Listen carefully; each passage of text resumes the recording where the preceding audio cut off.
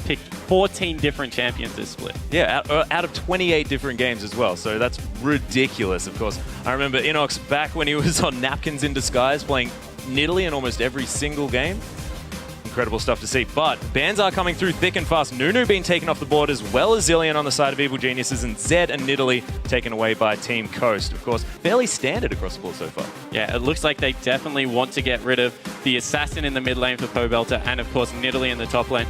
Nunu, Zilean, they're more the standard picks as well, bans, as well as Alistair. So It looks like they don't know much about Coast's 2 new players as well. So they've just gone for what are known as the OPs at the moment, get them off the board, and Ryze has been taken away as well. Ryze, not necessarily as common, but very, very strong there in the top lane, and Inox more than happy to play that one. And I guess maybe they're going for more of like a Yasuo type comp and don't want to have that Ryze being able to be picked up to potentially counter that one out. But Inox now, with first pick potential, and Maokai's up, they could just pick the tree up right now. Yeah, Maokai can definitely be picked up at the moment. We've seen that he's had great success. If you get him through laning phase into mid-game, he just becomes unkillable. However, it is Lucian. That nice flex pick can go into the mid lane, can go for AD as well. We see it a lot more AD in North America. Yeah, that's very true. But with Lucian escaping the pick and ban phase, they pick it up first, so they take it away from Mashme, because Mash, he had 100% record on that champion over 7 games. So definitely worthwhile taking it away, but it does give up that Maokai like we were talking about before. Yeah, and that has been picked up straight away for Miracle in the top lane. As well as it, wow, Sheep's got Thresh also, and we have to mention he is amazing on this character. It's so true, and it picks it away from Crepo as well. Crepo, one of the first players to really gain mastery on that champion. It was sort of Edward first, and then Crepo sort of took it away from him and tried to get in there with that one. So we'll see whether he makes it work. Of course, Sheep, fantastic on that Thresh. And Helios now, and Pobelter, ready to pick up their next couple of picks. Of course, a lot of strong champions still available. Syndra's there, Pobelter wants to play that. Of course, very, very contested pick in that mid lane. We'll see what they decide to go with. And I love the ambiguity of Coast's lineup so far. They've given nothing away. It could be a team fight comp, it could be a pick comp. As we see Helios pick up Lee Sin. He's fantastic. That's such an exciting champion. Gets to really show his early game aggression. And he can start invading the jungle of Santorin very early. And this is a man that would have been learning Lee Sin off the likes of Insec as well over in Korea. So this is going to be very exciting to see. Of course, Inox with that Lulu in the top lane, the lane bully, more than happy to go against this this tree up there. Of course, once Maokai gets really tanky, it's a bit difficult to push him out of lane, but in the early stages, of course, Inox is going to have a fine time there. Hover on the Galio, not entirely sure whether that one's going to be picked up. But Twitch available as well, and Jax would be interesting. Let's just not talk about it. Yeah, the advantage that Lulu has over Maokai in the early game is being able to push him in the turret and make him expend mana to farm that CS up. As we see that the Kazakhs come through in the jungle for Santorin, and Mash has got Tristana, and we've seen Tristana in the last couple of days completely wrecked. And Tristana waiting for the 4th pick here as well. So getting through a couple of rounds here for Team Coast, and Mash being able to pick up that very strong AD carry. And it doesn't really matter because, of course, Lucian was already picked up. You would have thought if they were going to go for that double AD carry theory, they could have picked it up in the 2nd round, maybe taken away that Tristana as well, but that is not what EG is going to be looking for. Crepo looking at the Braum now as well, and that's going to be instantly locked in. Ahri as well. And we saw Ahri having a better game yesterday, not working out so well for the players picking her up, but Nick having a fantastic game today. Yeah, and EG have got a pretty alright pick comp during the mid game. If you look on the side of Coast, their late game is petrifying. So EG is recognized with the last 2 pickups that they need to get ahead early. They need to start bullying these lanes and really dictate the flow of the game. Otherwise, it could turn ugly. Oriana's being picked up on the side of Team Coast. They have a fantastic late game team fight comp.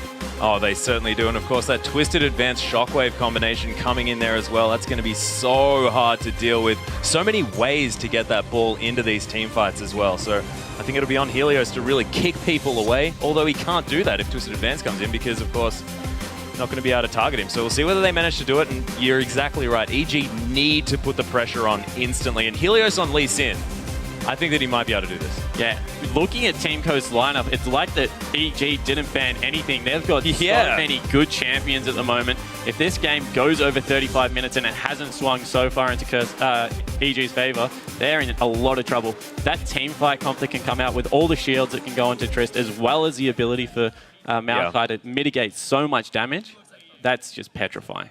It is so true. But as the teams load onto the Rift, let's check out the voting over at lolesports.com. right now, 76% of you say Evil Geniuses will win, but after seeing those team comps, I have a feeling that maybe that'll swing. We'll see.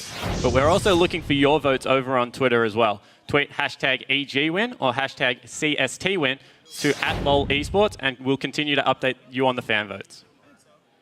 And yeah, exactly. And the thing is, Thresh and Tristana against arguably a very strong lane in Lucian and Braum, but if Thresh and Tristana get it like through this early game, it's going to be so difficult for EG to come back there because we've seen what Tristana can do. And more importantly, if they successfully lane swap this and are able to get the Trist ahead in levels, her range just makes sieging so easy and they can't engage onto them. That is very true. But we are onto the Rift, everyone, with EG taking on Team Coast. EG on the blue side, and of course, Coast wearing the red pants on our red side. And we'll see what they decide to do, whether any early shenanigans do go on. Of course, EG wanting to get a bit of an early lead in this one. But we'll see whether they manage to do it in the level 1 phase or whether things are going to be a bit defensive. Yeah, and we definitely have seen some interesting level 1s today. As we see, the whole of Coast are grouped up as 5. Welcome to Summoner's Might be looking for pressure over onto the blue side. Sonic Wave not going to deter Sheep at all. Helio's able to walk out of there. I don't think Death Sentence is going to be able to pick him up on this one, but Coast commanding control the blue side jungle of EG. And the respect that's coming out of from EG of the pickup there on support for Sheep. Yeah. Thresh is just so high at the moment. We see that they've just rotated automatically over to the blue side. They might just start the bottom side of the jungle, look to pick up Helios. There's 2 buffs on that side, and just accept the lane swap at this point. Yeah, they've done a lot of warding. There are some backs coming through. Inox happy just to sit up there in the top lane. He doesn't want to have anything to do with an invade, and looks to me like EG are more than happy to go for a trade here. But with everyone leaving from Coast, do you think that they might catch them out? No, looks like they've just warded. It's fine. Yeah, they're about to move back up to the blue side.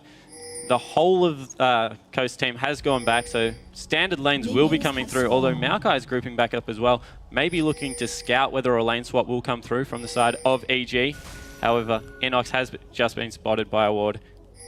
Ooh, that could have been a potential interesting situation there for Coast, because they did face check that brush, and if EG was still there, things could happen. But, of course, no one actually going to find anyone yet. So a lot of standard lanes are going to happen after some really weird jungle movements here. And it's going to be a blue buff start for both of these junglers as well. So they'll end up on the opposite sides of the map, and it looks like EG might be looking for some early game aggression. Nope, just walking into lane now. And completely standard. So a lot of action, a lot of movement, but absolutely no result this early in the game. Yeah, a lot of potential action. Like on the edge of my seat, awaiting nothing. There is a bit of action going on in the bottom lane though. Wow. Nice play going to come through onto Altec. He takes half of his health already. Mash nicely auto-attacking through, and that explosive shot doing a lot of work as well. That dot nullifying a bit of that potion. And we said Evil Genius's bot lane was the aggressive one, and we see straight away this Thresh Tristana lane just goes aggro level 1, does so much damage. As we see Helios able to pick up his buff, he's going to remain so healthy through the jungle. Lee Sin, even with the changes, jungle absolutely fine. See both of our junglers meeting us. Oh, Charm's going to land in the mid lane. Level 2. Not going to be doing too much, but Ringer going to take a bit from that one. He knows Cobelter means business. Yeah, and the way we've seen Ahri played successfully is where you push out your lane and then you wait for picks at level 6. So you move to the side of the river, you look to see if any lanes are available, you look to pick off your mid lane as well. So look for Cobelter to keep pushing, keep farming up a storm, pick up that DFG and try and burst people down. See whether he does manage to do that, of course. Nice Orb of Deception, going to do a bit of damage there. I think Ringer a little bit slow on the old Command Protect, but he's Orianna. He's going to be okay in this lane. Has a couple of potions there as well. And again, Pobelts are really putting the pressure down, and Helios now coming through to have a look whether something can happen. He's going to say, no, it's not, but I was here. I was here, Pobelts. Don't say that I ain't ganking. Yeah, he's looking for a move down the bottom side of the map though, but there is a ward there. Maybe even looking for a little bit of an invade onto the bottom side of Santorin's jungle, but no, he's just retreated, looking to go back to his double golem, so nothing much happening there. Might have been waiting for Santorin to come out, maybe poke his head through. Figures he likes the 1v1. Of course, very difficult against the Kazakhs with that isolation. Nice piercing light coming through from Altec. And the Winter's Bite threading through the minions as well. Crepo on this Braum.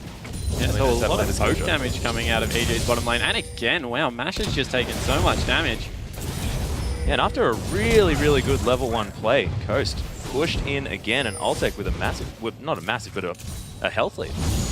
Yeah, Oh, nice. Another charm going to land as well. Ringer taking a lot of damage here. Pobelter still has that ignite. If he lands another charm, you could imagine that Ringer's going to potentially go down here. Yeah, so both mid laners have no potions left. However, Ringer also out of mana, so he can't fight back whatsoever at the moment. Pobelter really dictating the flow of this lane.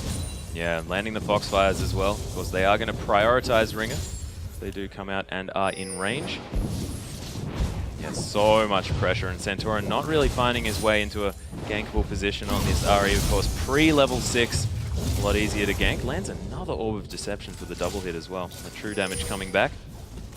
However, in the top lane, we must say Miracle's doing very well at the start of this game. Yeah. Up in CS, it's pretty much equal. However, on a range versus melee, as there is some action in the bot, that's big props to the new player on the side of Coast, holding his own very nicely. Yeah, and not even getting shoved in. Of course, this is something that we've been talking about quite a bit, is the fact that Lulu likes to shove that lane as much as possible, force you to farm under the tower. As we do have a Winter's Bite. Hitting Sheep in the back of the head. He's going to be okay as well. Yeah, so the reason that Lulu likes to shove the lane in is because that means that Maokai cannot engage at all, and with the speed up and the shields that come through, it's quite a difficult lane, particularly with summoners up, and there's so much creep aggro that can come through. So we can see Inox trying to shove up that lane, unfortunately missing a couple of CS there, but he'll be fine. He's farming up quite nicely as well. Yep. Oh, there's actually a stand behind me onto the creep here by Crepo. Takes half of his health though in response. Oh, Death Sentence going to land on Altec though. This could mean business, but no, it's not going to happen. Yeah, so very passive laning so far. The junglers also clash, but not much happening down there either. Standard farming so far, and you have to say, if the mid lane keeps going this way, this is just going to fall straight into EG's hands, because it's going to allow Pobelter's roam to come out that much earlier. See whether he does manage to do that, of course. Has been back, has picked up a second Doran's Ring for that early game pressure. Has a 10 CS advantage here as well. Just an Amp Tomb sitting there as well, so lots of wards. And as ahri, this is exactly what you want to do. He's got a defensive pink ward there. He can put in that brush, and he has the vision, which means he can make those picks. Yeah, and he wants to be roaming up and down river as soon as he has that level 6. So yeah, he's just looking for picks wherever he possibly can at the moment. However, Tristana, Mash doing perfectly fine in this bottom lane. If this gets the late game, oh, the bottom lane combo is so scary out of Sheep and Mash. They're just such good players. Yeah, I feel like they have to make use of Altec's earlier power spike in order to really get this one to work out, but see whether it is going to be enough, and whether Altec actually switches up his build a little bit instead of going that Infinity Edge, maybe picking up something with a little bit more early damage. Yeah, so perfectly equal here. Both mid laners will be looking to pick up their blue buffs. First Dragon hasn't even been looked at, of course. With solo lanes, we tend to see that around the 10-minute mark. Yeah, it looks like both of these teams just sussing each other out here in the first game of the best of 5. Nothing really needs to be put on the line here just yet. They're just working out, seeing where they're comfortable, testing the waters, finding potential weaknesses. Yeah, they certainly are, and we see that Santorin has gone with the W evolve first, so he's got that bonus slow on those Void Spikes. So his gank potential is so much higher right now, and of course Helios picking up that ultimate on Lee Sin. He's going to be able to start getting action going soon as well, so let's look for the junglers to start getting involved. Yeah, EG putting down a lot of hurt here in the bottom lane as well. Managing to stand behind these creeps so that Death Sentence isn't going to be too much of a problem. But both of these AD carries are on about half health, and Altec quite low on mana.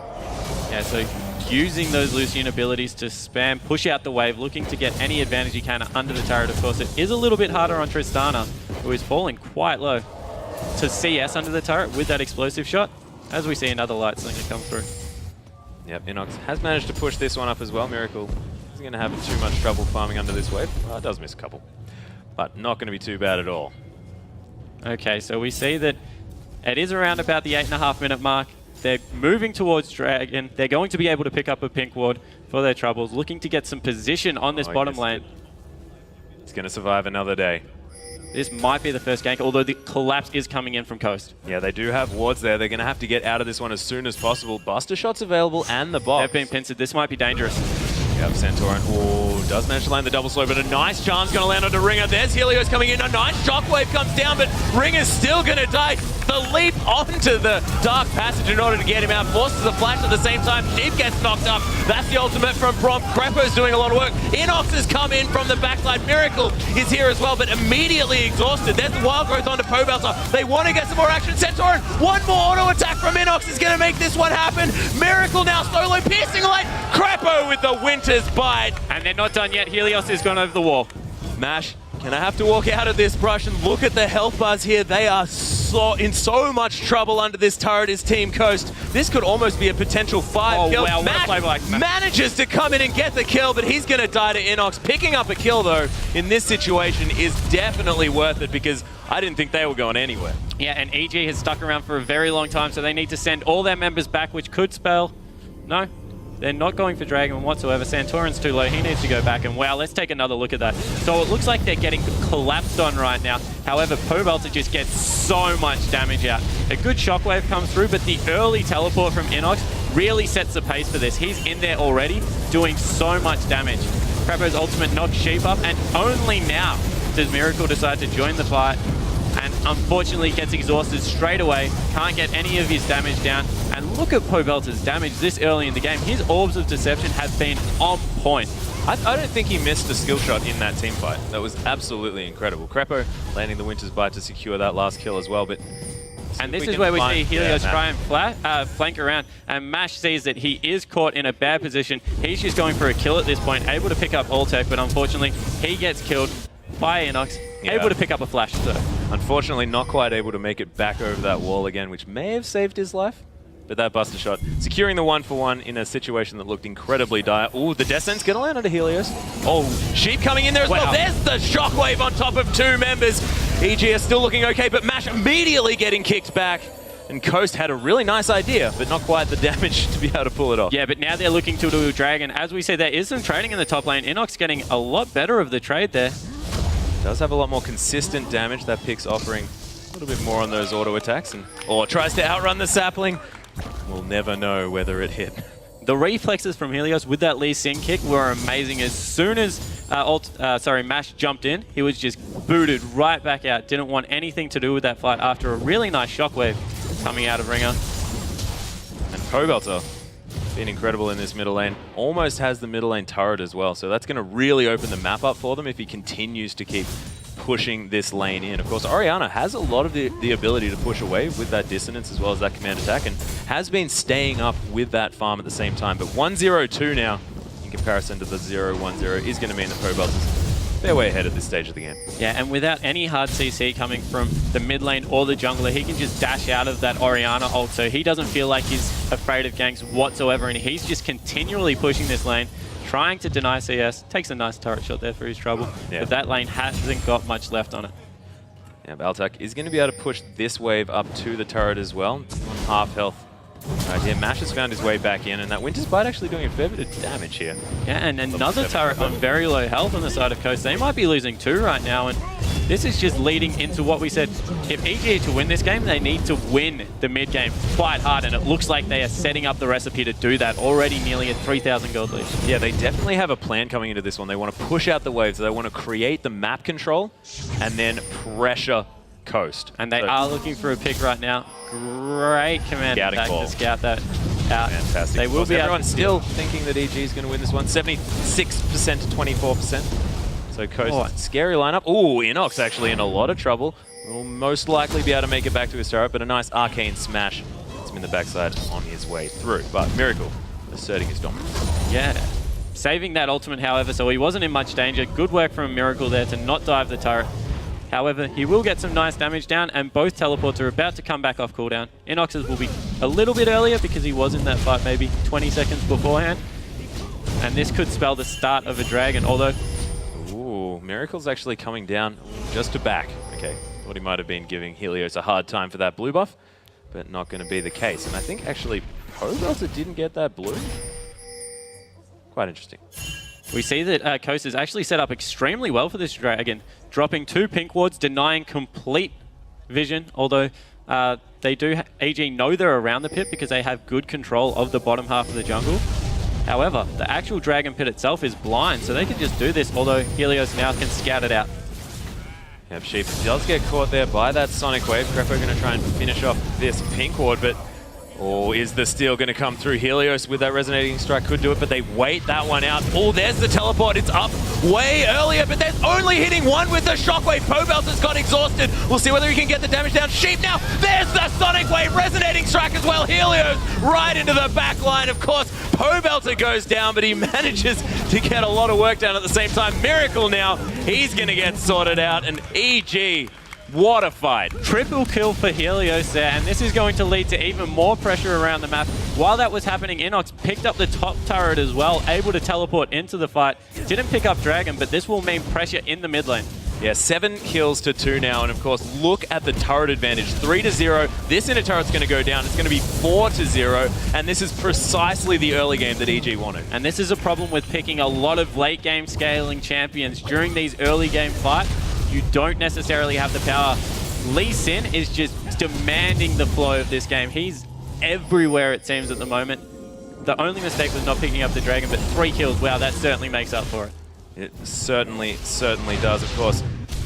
So we see the replay here. Helios wants to steal this Dragon, tries to get in there, and the teleport comes in from Inox nice and early. The engage from Crepo was great, and as you said, that shockwave only hitting one person. The whole team goes on Pobelter right now. And Helios down the bottom of the map is just able to clean up. Pobelter goes down to Mash. He's out of the fight, but by then it's a 3-for-1 trade. And so much pressure over the map.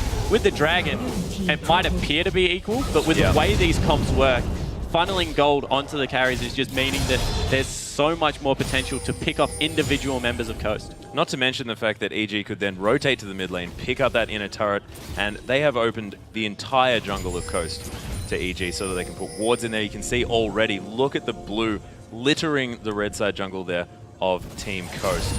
Yeah, and you can see from the wards that the next priority target may be this top lane. Try and get that pushed in. They've got so much vision, as we see Alto picking up the red buff for himself.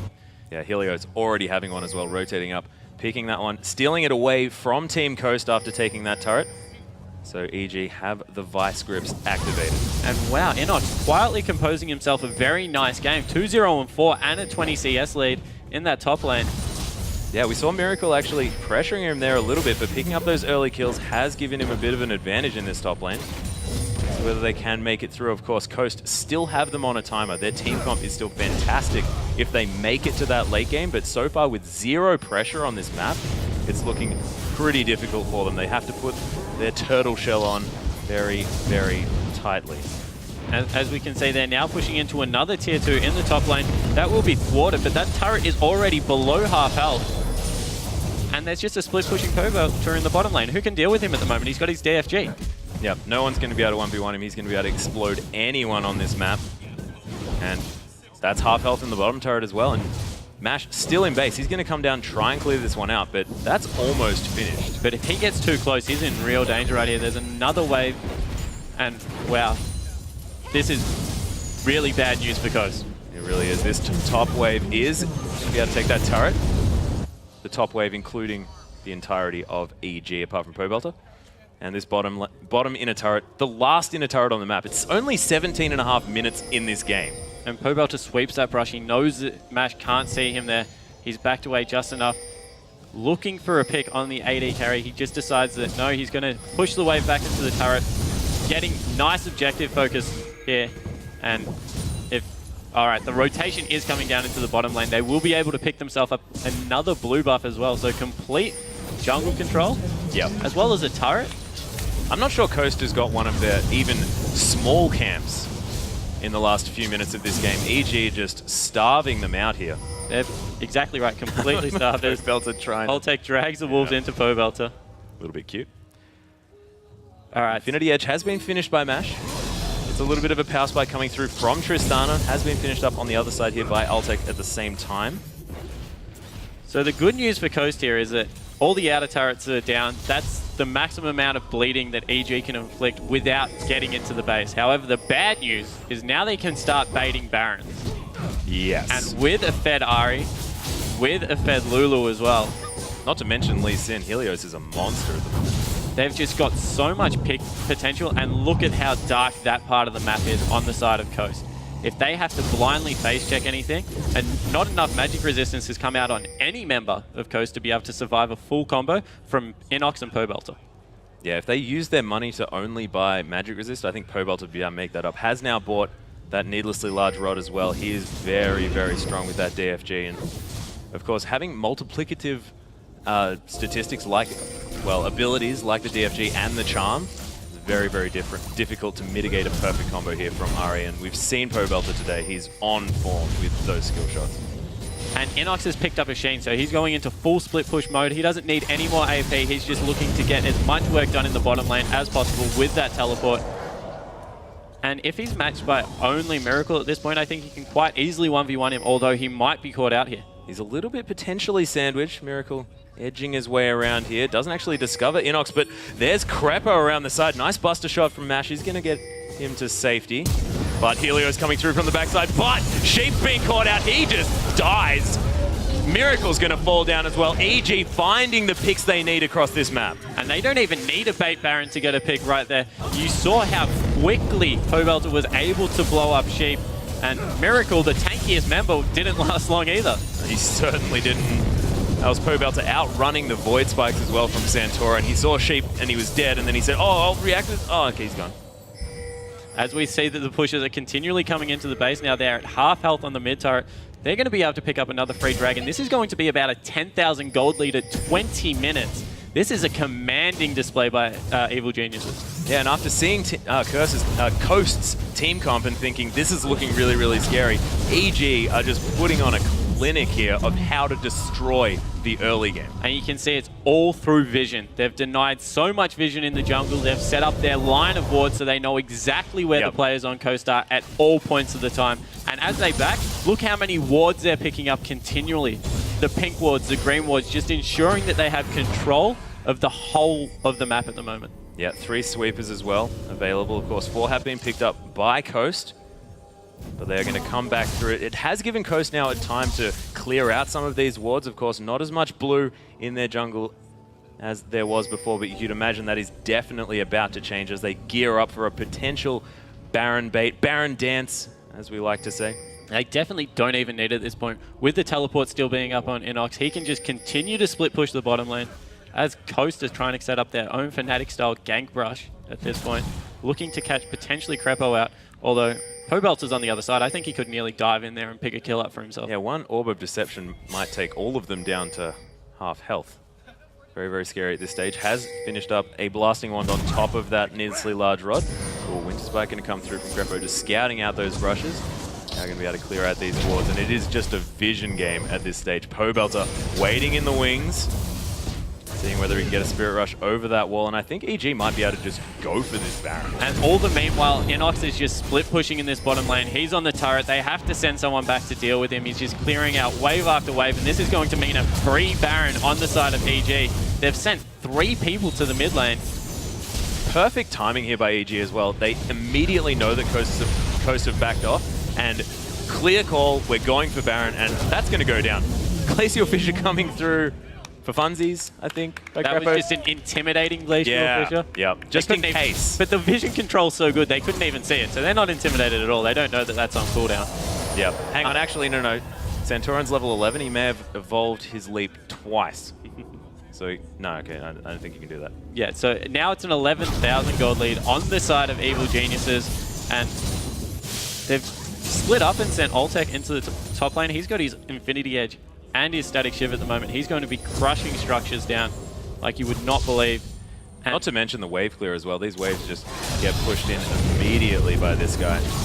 12,000 gold lead though. This is so strong coming out from EG, and as long as they can siege out these turrets with the help of this Baron buff, this game, I just can't see Coast managing to make it through to the late game that they need. But this is where they need to set up their hold, is at this stage. Because if they lose an inhibitor turret, that could almost mean game over. At this point, I don't see, even if they can stall out for... They'd have to stall out for 20 minutes to win this game. It would have to be an amazing turtle. However, death timers are still relatively short. We're only 23 minutes into the game. But at this point, I think Coast start looking at their next pick ban phase, and EG are obviously wanting to run early game heavy comp. They have a lot of faith in Helios. to get their lanes ahead, and they want to crush through the mid and early game. So I don't think you can push a passive as Pobelter thinks. Oh, that's a death sentence. That's a two-man shockwave baiting the flash out of Pobelter as well, but Pobelter gets the turret. Oh, that's his whole combo, but he's not going to land the charm. Enough pressure to get Coast away from this inhibitor, and I think that EG might be just far enough ahead because it's a decent effort there by Coast. Oh, the charm's going to land on a Miracle. Has popped that ultimate, but not going to be enough to get him through this one, and it's been EG cracking the turtle shell of Team Coast. Nice Twiddle lance onto Sheep as well, and a couple of other skill shots to follow up. And it looks like they're just casting spells at the moment. Sheep does catch out. Wow, a nice Unbreakable from Crepo, keeping that ball in place. And they're going to wait for the minion wave, and look at how much damage to this turret. The inhibitor's going to go down as well. 2 inhibitors down. Over a 14,000 gold lead at this stage as well. EG in so much control, and Coast, it's only 25 minutes into this game. There's super creeps now. Those things are so strong. They're supposed to be coming out at like 35 minutes. Yeah, definitely. And this is what we were saying pre-game. This does not look like a 7th place North American split team. They are playing so well. Exactly. And Coast are a good challenger team. Their bottom lane particularly that we've seen a lot of, Mash and Sheep, are 2 LCS caliber players. They're amazing, but just the coordination and ability to get ahead in the early game has really set up what is a perfect game nearly on the side of Evil Geniuses. Not to mention the fact that in Super Week, of course, EG managed to go 4-0, and that was against 2 teams that are now going to Worlds. So these guys definitely a fantastic team. But Coast, they were very far ahead of the challenger scene through most of it. Of course, coming through 3rd in the end, but they were fantastic, and maybe Miracle and Ringer just need to have a little bit of a warm-up to get into this one. I'm not going to count them out just yet. Definitely not. And I would expect for the picks to come through that they would have a more aggressive mid lane. We've seen how well Pobelter can play on an aggressive champion against a passive lane. He just felt like he couldn't be ganked. So they need to get some kill potential mid lane to try and upset his flow into the game. He's played with 3-1 and 5 at Death Cap now and another Blasting Rod. He could, yeah, he's very, very strong. Yep, and Crepo employing the CLGU tactics, making sure they take every single objective possible on this map before they win the game. Oh, Inox unable to get the Lich Bane proc, but of course these turrets are not going to be long for this world with the current abilities of these champions. And the super minions have started to flood in. You mentioned how strong they are at this point in the game, and the 3rd next inhibitor turret is going down, and they're looking to fly. Wow, Sheep is just dead straight up. There's the Glacial Fissure coming through as well. Miracle now the only one in this fight. Shockwave only hits Crepo, unfortunately. And yeah, Flash is going out across the board. I think the Coast know that this one's over. Definitely keeping their sense of humor, though, in this one. As the Nexus turrets do go down, Ringer gets put through the ringer on that one. And the Nexus gets the focus finally, and EG with a dominating performance in that game. Wow, what a game coming out of EG. They played that pick comp so well. Oh, yeah. And we've seen how ineffectively Ahri can be played, and now how effectively she can be played. Ahri's just been getting better and better as things have gone on. She had a pretty woeful day 1, but of course Nick picking her up today, and then Pobelter. I don't even. That first team fight was just fantastic in that bottom lane. And because of the kill potential, we're talking about mid lane so much, but across the map, they just continued to go even. When they got into the team fighting phases, we saw that first team fight, the teleport in from Inox to get him ahead, in what was a reasonably even lane. They just played so coordinated that, yeah, it was an amazing team game to watch. Exactly, and communication seemed a little bit off. Of course, that first teleport coming in a little bit late there by Miracle, so maybe just getting into it. You know, if they manage to finalize some of that synergy and the communication issues, then they might be able to sort things out. But in Coast's favor, that bottom lane did fantastically early on. Yeah, their bottom lane looks super solid, and it looks solid all of the challenger split. Yeah. They can go toe-to-toe with anyone. As I said, they're both fantastic former LCS players, of course, XDD and Coast respectively. So look for them to once again be very solid, but they need to get Santorin into the solo lanes and stop some of that bleeding. Yeah, they really do, and I think Helios will not get Lee Sin again. This whole that's what I'm calling, because it was banned out in the last best of 5, of course. Diamond Proc's a fantastic Lee Sin player, and putting a lot of emphasis on that champion, that was a lot of what got them their early lead. Yeah, and Lee Sin with Helios, he just with being able to pick up an early Sightstone in a normal build pass got them so much of their map control. Yeah. And then just able to pick up that triple kill, catapult himself ahead, and just use that even further to take complete control of the Santorin's jungle. Yeah, we'll see whether Coast can turn it around.